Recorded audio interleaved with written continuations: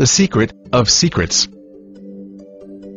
The just announced Nobel Prizes for both chemistry and physics have gone to research related to the carbon atom. The Nobel Prize for Chemistry went to 3 scientists for developing a toolkit to manipulate carbon atoms, while the Physics Prize has gone to 2 Russian-born physicists for their study on the remarkable properties of graphene, an ultra-thin form of carbon.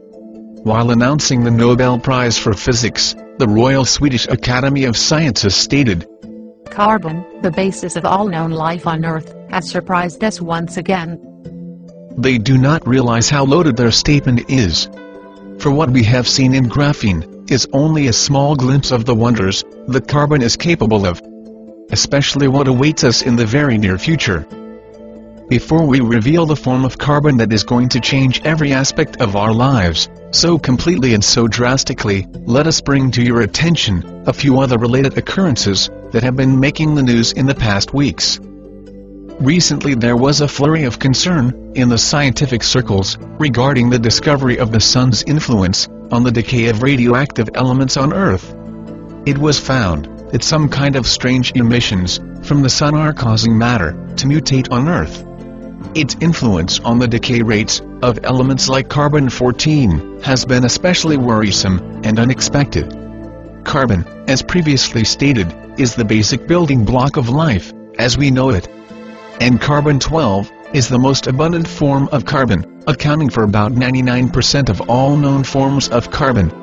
It is the isotope of carbon that consists of 6 protons, 6 electrons and 6 neutrons. 6, 6, 6. Does that sound familiar? After oxygen, the second most abundant element in the human body is carbon-12. On cremation, the body returns to its carbon-12 state. After hydrogen, helium and oxygen, which are all gases, carbon-12 is the most abundant element in the universe. Carbon-12 is also one of the 5 elements that make up the human DNA. Thus carbon-12 is indeed the most crucial element as far as life as we know today is concerned. This is probably what the writer of the Revelation meant when he said that 666 was the number of man, or number of the beast. It is the number of carbon-12, which is the basis of man's physical body, which ties him to the physical universe. This is especially significant when we understand what transmutation awaits this carbon-12, which will bestow man such superhuman powers that will make every technological advancement till date completely redundant. Every secret has a time to reveal, a time to celebrate. It is now time to reveal the secret of all secrets, the secret of alchemy, the secret of the philosopher's stone, that which transmutes, in a symbolic sense, lead to gold, the secret of the elixir of life, the secret of amrita, or ambrosia, the nectar of immortality, the secret of something we shall label ascension, since its primary function is to aid the coming ascension, to form a portal into the higher dimension, the secret of carbon-7. Carbon-7 is the hitherto undiscovered isotope of carbon, which has 6 electrons, 6 protons and only 1 neutron. It is the material equivalent of the Kundalini system as well as Metatron's cube. Like iron has the ability of sustaining a magnetic field around it, carbon-7 has the uncanny ability to carry hyperdimensional fields, such as fields of thought, around it.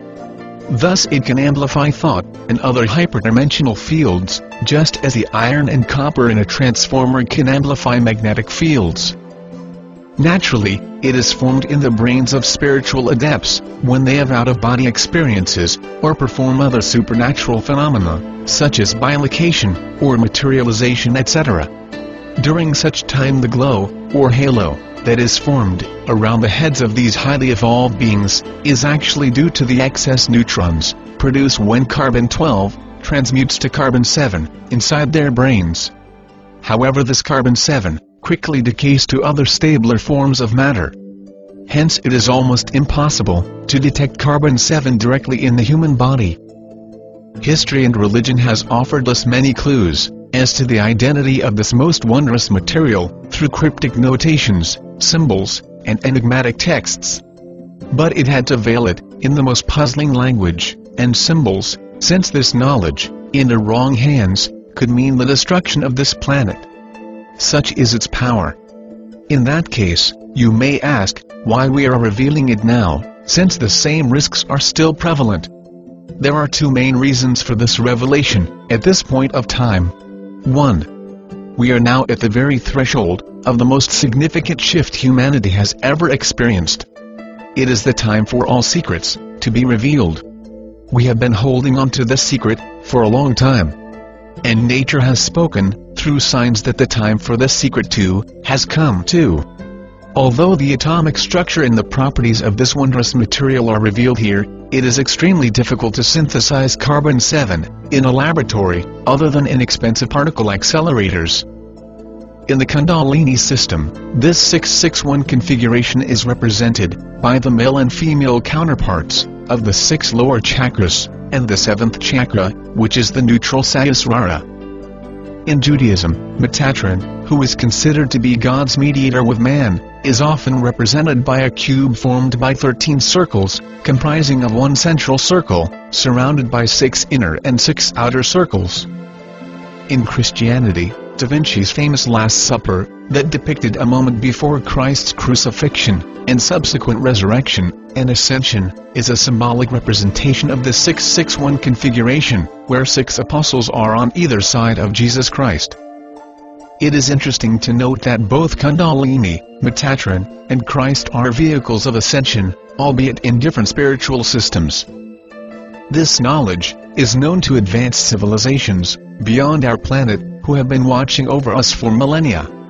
The release of this information, at this point of time, is also meant to accelerate disclosure.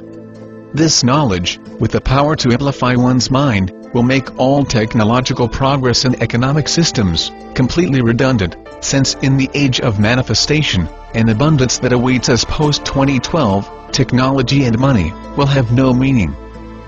In the period post-disclosure, the conditioning of man will take place, during which time, the collective mind of man will undergo a quantum shift to expansiveness. A critical mass of humanity will cross over from an egocentric, material life, to an egoless, love-filled, and spiritual life. The sun's activity during this time will ramp up. The final transmutation that will be affected by the sun will be the transmutation of the carbon-12 in human DNA into carbon-7. This will empower man to survive the final double cataclysm of the super flare pole shift and migrate to the higher dimensional new Earth. This is a timeline that we must realize.